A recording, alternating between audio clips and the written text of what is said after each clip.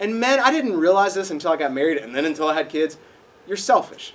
If you're in this room and you're single, the truth is you're selfish. And the reason, you can be.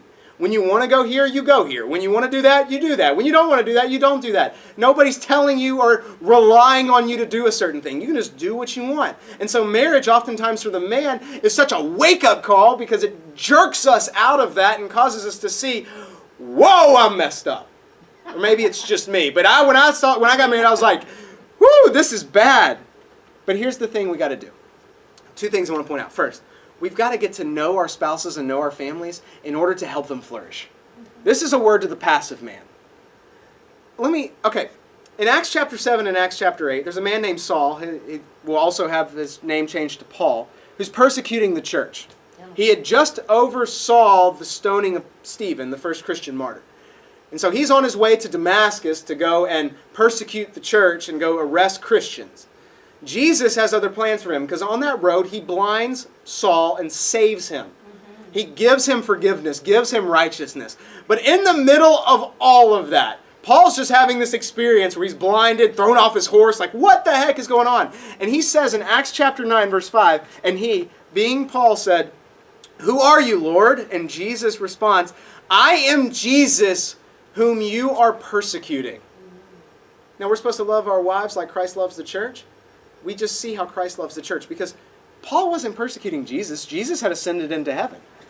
But Jesus aligned himself so closely with his church that when his church was persecuted, he was persecuted. When his church hurt, he hurt. When his church needed something, he needed something. What does this show us? Husbands, get involved in the lives of your family. Like, get down in the nitty-gritty. Ask the hard questions. Understand the emotions. Figure out what's going on in your spouse's and your children's heart. Because that's what Jesus does with the church. How else are we to know how to help our families flourish? How else are we to know where we should die and in what way if we don't know our families? We've got to put the phone away. We've got to take our wife out on dates. We've got to pursue our families. Because when we do that, we're being like Jesus. And the other thing I would say to husbands is this, the overly aggressive idiot. There are some men, and I've heard these stories, and they're just horrible, who will read Ephesians chapter 5, verses 23 to 24, and they'll see the word submit, and they take it out of context because they quit reading. Yep.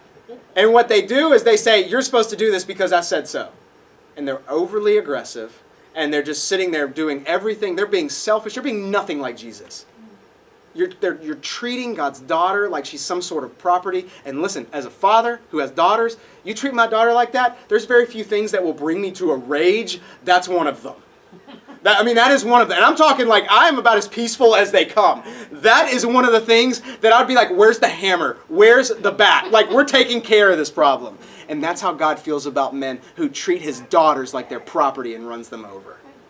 Men who will go, oh, I don't care where you want to go on vacation. I'm going to do what I want to do. Men who go, I don't care about the car you drive. It can break down. I'm going to go buy a new one. I don't care about being home when you need me home. You know what I'm going to do? I'm going to go do what I want to do. I'm going to go get drinks with the boys. That's what I'm going to do. I don't care about our kids. You're overly aggressive and you're sinful and you need to repent of it. It's just the truth of the matter. Because that's not Jesus. Jesus laid his life down. He laid his life down so that we could flourish. And men, I believe that when we do this, we're earning the right to lead our families because we're leading our families in a way that sees them flourish, not our own personal agendas get pressed. There's a guy